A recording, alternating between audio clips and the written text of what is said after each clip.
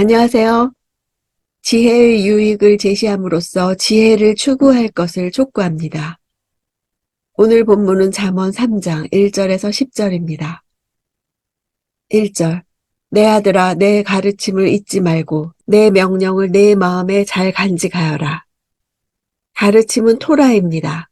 토라는 하나님의 규례와 법도, 율법을 가리키지만 본문에서처럼 부모나 스승의 교훈을 가리키기도 합니다.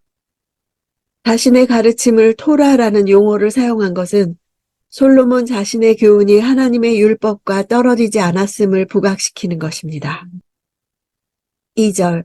그러면 너는 오래 살고 잘 살게 될 것이다. 잘 산다는 단어는 샬롬입니다.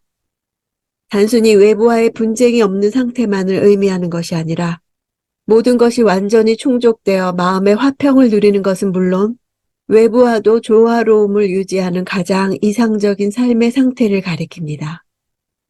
하나님과의 관계나 이웃과의 관계나 자신과의 관계, 공동체와 또 자연과의 관계에서 완벽한 조화를 이룬 상태라 할 수 있습니다. 3절. 사랑과 성실을 저버리지 말고 그것을 내 목에 메고 내 마음판에 새겨라. 사랑과 성실은 하나님의 속성을 한마디로 요약한 것입니다. 목에 맨다는 표현은 당시 사람들이 자신의 권리와 의무를 표시할 때 사용하던 중요한 인장을 끈에 묶어 목에 걸고 다니듯이 중요하게 여기라는 뜻입니다. 눈에 보이지 않는 추상적인 사랑과 성실을 마치 눈으로 볼 수 있는 증표처럼 다루는 표현으로 얼마나 소중히 여겨야 하는지 선명한 인식을 주는 것입니다.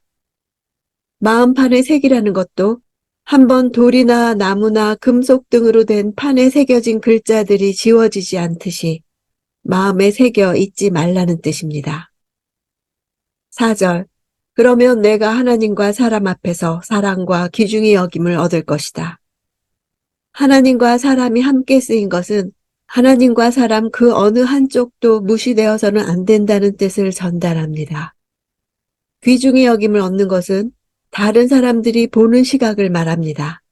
좋은 평판이라고도 번역될 수 있습니다. 5, 6절. 내 마음을 다해 여호와를 믿고 내 지식을 의지하지 마라. 내가 하는 모든 일에서 그분을 인정하여라. 그러면 그분이 내 갈 길을 알려줄 것이다. 5, 6절은 앞에 1장 7절 여호와를 경외하는 것이 지식의 근본이라는 말씀과 함께 솔로몬 잠언의 핵심 구절 중 하나입니다. 여호와를 믿고 할 때 믿는다는 단어는 어떤 대상을 완전히 신뢰함으로 그 몸을 완전히 상대에게 기댄다는 뜻입니다. 즉 하나님께 자신의 모든 삶을 완전히 맡겨버림을 뜻합니다. 의지하지 말라에서 의지한다는 단어는 기대어 머물러 있다는 뜻입니다. 여호와는 충분히 신뢰할 만하여 몸을 기댈 수 있는 존재인 반면 인간의 지식은 기대어 머물러 있을 대상이 되지 못함을 대조하여 말하고 있습니다. 자기 지식을 의지한다는 것은 사람이 자신의 행동을 모두 예측하고 준비할 수 있다는 착각을 한다는 것입니다. 이 시대는 내가 중심이 되어 살라고 합니다. 내가 원하는 대로, 내 생각대로 행동하라고 합니다.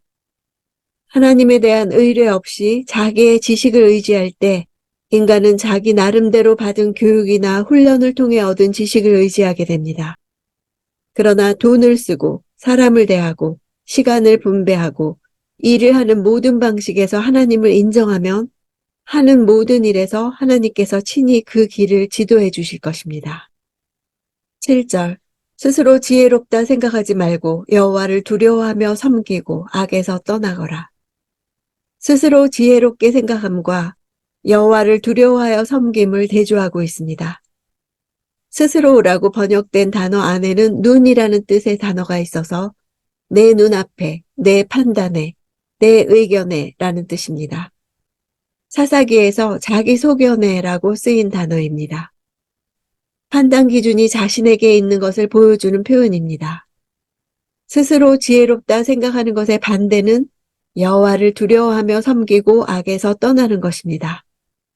두려워함, 경외는 제한적인 존재인 자신에 대한 인식을 바로함과 동시에 거룩하시고 공의로우신 하나님에 대한 인식을 바로할 때 필연적으로 가질 수밖에 없는 감정입니다. 이러한 경외심은 필연적으로 여호와를 전적으로 의뢰하는 절대 신앙으로 귀결됩니다. 8절. 이것이 내 몸을 건강하게 하며 내 뼈에 영양분이 될 것이다. 건강이란 단어는 라파에서 유래해서 치료라는 의미가 있습니다. 히브리인들은 영과 육의 문제를 엄격하게 구별하지 않았습니다. 따라서 여호와를 경외하며 악에서 떠난 자는 그 영만이 아니라 육체까지도 치료를 받아 건강을 회복하게 될 것이라는 뜻입니다. 영양분이 될 것이란 말은 원래 물에 흥건하게 적셔진 상태를 뜻합니다. 여호와를 경외하며 악에서 떠난 지혜자는 활력이 넘치며 생명력이 풍부한 상태라고 생생하게 묘사하고 있습니다. 9절. 내 재물과 내 수확물의 첫 열매로 여호와를 공경하여라. 이 문장은 잠언에서 유일하게 오경의 제사법에 명시된 재물을 하나님께 바치라고 명령하는 구절입니다. 일반적으로 이스라엘의 지혜자들은 제의적 활동에 대해 별로 관심을 나타내지 않았습니다. 그러나 잠언의 지혜를 배우고 듣는 자들은 예배 공동체의 일원으로서 예배와 제사의식에 참여하는 자들이었습니다. 성경은 재물이 사람으로 하여금 믿음에서 떠나게 할 뿐만 아니라 교만하게 하는 것이라고 말합니다. 악한 사람들은 하나님보다 재물을 의지하고 있다고 말합니다. 아울러 사람이 두 주인을 섬길 수 없음 같이 하나님과 재물을 겸하여 섬길 수 없음을 밝히고 있습니다. 이렇듯 성경은 재물이 주는 불이한 영향력이 얼마나 큰 것인지를 알려줍니다. 하지만 이러한 재물을 하나님을 섬기는 데 사용할 수 있다면 그는 재물이 주는 불이한 영향력에서 벗어날 수 있을 뿐만 아니라 하나님을 온전히 경외할 수 있게 됩니다. 첫 열매를 구별하여 바치는 것은 모든 수확물이 하나님의 은혜로 주어진 것이며 하나님의 소유라는 의미가 담겨져 있습니다. 공경이라는 단어는 십계명에서 내 부모를 공경하라에서도 그대로 사용되었습니다. 10절. 그러면 내 창고가 가득 차고 내 포도주통에 새 포도주가 넘칠 것이다.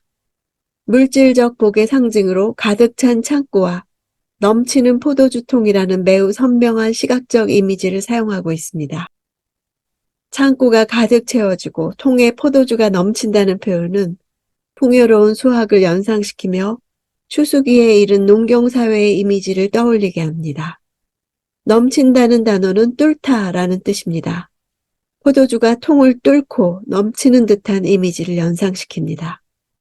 주님께 최고의 제물을 드릴 때 주님께서는 최고의 복으로 갚아주실 것을 약속하고 있습니다.